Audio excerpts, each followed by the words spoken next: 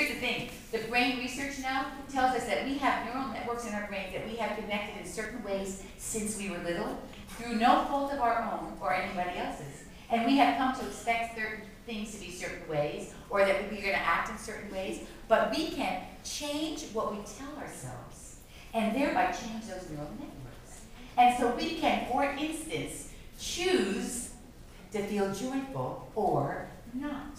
Now, I found this very hard. I still do, because I was raised Italian, Catholic, American in northern New Jersey. Italians? Any more paisans? Here we got 1, 2, 3, 4. Wow.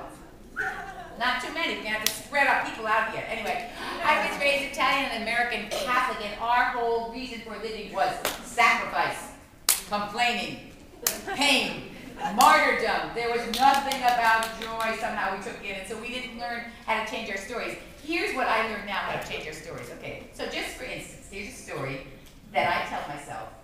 You have stories that you tell yourself. I'm driving to work to go sing for somebody, and somebody cuts me off. It's a big black limousine. This is true.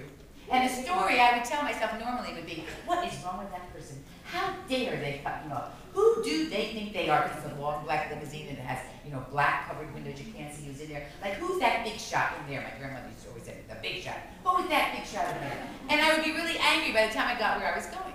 So when I thought about it, I have the power to change my story, to change that expectation I have about that drive. So here's what I did.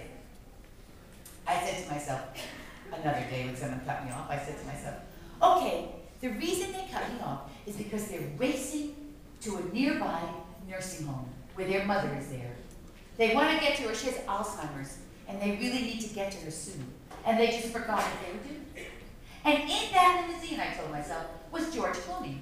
Now, I happen to think next to my dear darling husband, who's standing right back there in the back, that George Clooney is the next most handsome man in the world.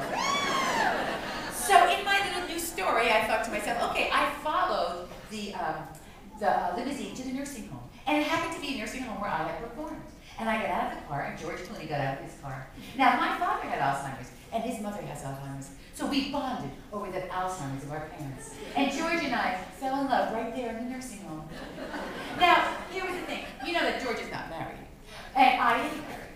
So there was nothing we could do about it, but we could just gaze at each other across the table and sigh and moan. And George loved me so much that he decided, even though he couldn't marry me, he would leave me a lot of money for my career. So I could make new CDs.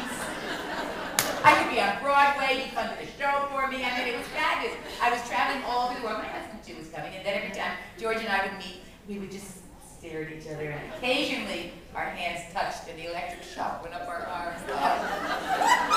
Unbelievable. Unbelievable. So now I'm happy when I'm driving, you understand. I'm very happily driving as I'm spinning this story. Now, here's the end of the story. At the end of the story, there's Bob, my husband, here's me, and here's George, and we're all in a nursing home together, because now we're old. But the good news for me is, whether Bob died or George died first, I would get the other one, and there was a 50-50 chance I would get George for my remaining years. So, I told myself this story, and I was so happy. By the time I got to my gig, I sang for those kids. I couldn't stop smiling, because I had told myself a new story. So you too have the power to tell yourself, we all do, to tell ourselves a new story.